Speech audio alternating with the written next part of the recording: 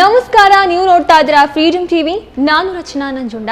ಜೀವನದಲ್ಲಿ ತುಂಬಾ ಸೋತು ಕೆಲಸದ ಒತ್ತಡ, ಮತ್ತೊಂದು ಕಡೆ ಮಾನಸಿಕ ನೆಮ್ಮದಿ ಇಲ್ಲದಿದ್ದಾಗ ಒಂಟಿತನ ಕಾಡೋದು ಸಹಜ.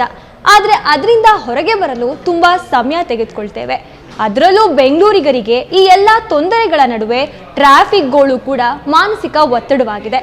ಅದಕ್ಕಾಗಿ ಇಂದಿನ ಯಾಂತ್ರಿಕ ಜೀವನದಲ್ಲಿ ಜನರು ಎದುರಿಸುತ್ತಿರುವ ಒಂಟಿತನ ಮತ್ತು ಒತ್ತಡವನ್ನು ನಿವಾರಿಸಲು ಕಡಲ್ ಥೆರಪಿ ಅಥವಾ ವೃತ್ತಿಪರ ಆಲಿಂಗನ ಚಿಕಿತ್ಸೆ ಜನಪ್ರಿಯವಾಗಿದೆ. ಹೆಚ್ಚಾಗಿ ಬೆಂಗಳೂರಿನಲ್ಲಿ ಇರೋರಿಗೆ ಈ ಮಾನಸಿಕ ಒತ್ತಡ ಹಾಗೂ ಟೆನ್ಷನ್ ಅನ್ನೋದು ಏನಿದೆ ಅದು ಹೆಚ್ಚಾಗಿ ಅವರು ಅನುಭವಿಸ್ತಾ ಇರ್ತಾರೆ. ಅದಕ್ಕೆ ಅಂತಾನೆ ಪ್ರಕೃತಿ ನಡುವೆ ಹೋಗೋದು ಹಾಗೂ ವಿವಿಧ ರೀತಿಯ ಥೆರಪಿಗಳನ್ನು ಕೂಡ ಅವರು ಮಾಡ್ಕೊಳ್ತಾ ಇರ್ತಾರೆ. ಅದೇ ರೀತಿಯ ಈ ಒಂದು ಮಾನಸಿಕ ಒತ್ತಡಗಳನ್ನು ನಿವಾರಣೆ ಮಾಡಬೇಕು ಅಂತ ಹೇಳಿ ಸೈಕಾಲಜಿ ಫೀಲ್ಡಲ್ಲೂ ಕೂಡ ವಿವಿಧ ರೀತಿಯ ಥೆರಪಿಗಳನ್ನು ಅವರು ಕಂಡುಹಿಡಿದಿದ್ದಾರೆ. ಹೀಗಾಗಲೇ ವಿದೇಶದಲ್ಲಿ ಆ ಥೆರಪಿ ಚಾಲನೆಯಲ್ಲಿತ್ತು. ಇದೀಗ ನಮ್ಮ ಭಾರತಕ್ಕೂ ಕೂಡ ಈ ಥೆರಪಿ ಲಗ್ಗೆ ಇಟ್ಟಿದೆ. ಅದರಲ್ಲೂ ಪ್ರಮುಖವಾಗಿ ಬೆಂಗಳೂರಿಗೆ ಬಂದಿದೆ. ಹೌದು, ಈಗ ನೋಡೋಣ ಬನ್ನಿ ಕಡಲ್ ಥೆರಪಿ ಅಂದರೆ ಏನು ಅಂತ.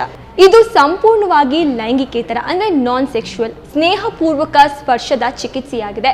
ಇದರಲ್ಲಿ ತರಬೇತಿ ಪಡೆದ ಥೆರಪಿಸ್ಟ್ಗಳು ಗ್ರಾಹಕರ ಜೊತೆಗೆ ಸಮಯವನ್ನ ಕಳೆಯುತ್ತಾರೆ. ಅವರು ಗ್ರಾಹಕರ ಕೈ ಹಿಡಿಸುವುದು, ಪಕ್ಕದಲ್ಲಿ ಕುಳಿತು ಹರಟೆ ಹೊಡೆಯುವುದು ಅಥವಾ ಆತ್ಮೀಯವಾಗಿ ಆಲಿಂಗಿಸಿಕೊಳ್ಳುವ ಮೂಲಕ ಅವರ ಮಾನಸಿಕ ಒತ್ತಡವನ್ನ ಕಡಿಮೆ ಮಾಡ್ತಾರೆ.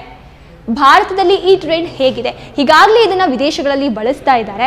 ಇನ್ನು ಭಾರತದಲ್ಲಿ ಈ ಟ್ರೆಂಡ್ ಯಾವ ರೀತಿ ಇದೆ ಅಂತ ನೋಡೋದಾದ್ರೆ, ವಿದೇಶಗಳಲ್ಲಿ ಮೊದಲೇ ಜನಪ್ರಿಯವಾಗಿದ್ದ ಈ ಚಿಕಿತ್ಸೆ ಈಗ ಭಾರತಕ್ಕೆ, ಅದರಲ್ಲೂ ಕೂಡ ಬೆಂಗಳೂರು, ದೆಹಲಿ ಮತ್ತು ಮುಂಬೈನಂತಹ ನಗರಗಳಲ್ಲಿ ವೇಗವಾಗಿ ಬೆಳೆಯುತ್ತಿದೆ.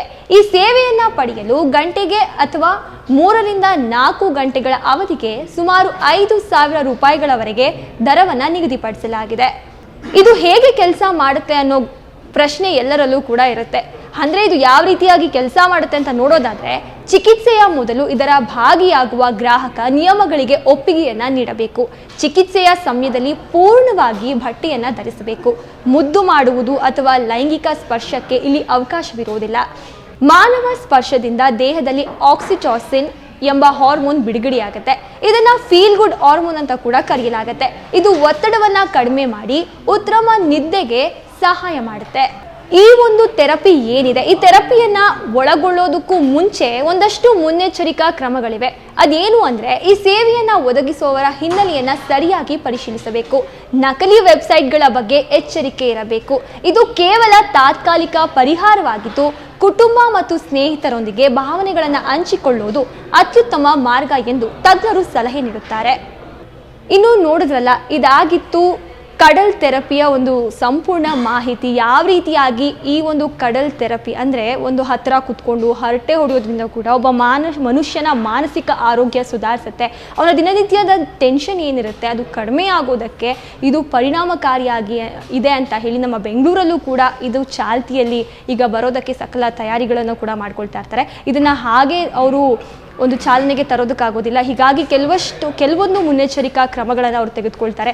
ಇದೇನಿದೆ ಅಂದರೆ ಕಡಲ್ ಥೆರಪಿ ಅನ್ನೋದು ನಮ್ಮ ಸುತ್ತಮುತ್ತಲಿನ ಕುಟುಂಬ ಹಾಗೂ ನಮ್ಮ ಫ್ರೆಂಡ್ಸ್ ಜೊತೆನೇ ಮಾಡೋದು ಉತ್ತಮ. ಈ ರೀತಿಯಾಗಿ ಯಾರೋ ಗೊತ್ತಿಲ್ಲದೆ ಇರೋರ ಜೊತೆ ಹೋಗಿ ಈ ರೀತಿಯ ಒಂದು ಕಡಲ್ ಥೆರಪಿಯನ್ನು ಮಾಡೋದಕ್ಕಿಂತ ಹೆಚ್ಚಾಗಿ ನಮ್ಮ ಸುತ್ತಮುತ್ತ ಇರೋರು ಅಥವಾ ನಮ್ಮ ಹತ್ತಿರದ ವರ್ಗದವ್ರ ಜೊತೆ ಒಂದು ಉತ್ತಮ ಸಂಬಂಧ ಕಾಯ್ದುಕೊಂಡ್ರೆ ಯಾವುದೇ ರೀತಿಯಾದಂತಹ ಟೆನ್ಷನ್, ಒತ್ತಡ ಇದ್ರೂ ಕೂಡ ನಾವು ಅದನ್ನು ನಿವಾರಣೆ ಮಾಡ್ಬೋದು ಅಂತ ಹೇಳ್ತಾ, ಇದಾಗಿತ್ತು ಫ್ರೀಡಮ್ ಟಿವಿಯ ವಿಶೇಷ. ಮತ್ತಷ್ಟು ಅಪ್ಡೇಟ್ಸ್ಗಾಗಿ ನೋಡ್ತಾರೆ ಫ್ರೀಡಮ್ ಟಿವಿ.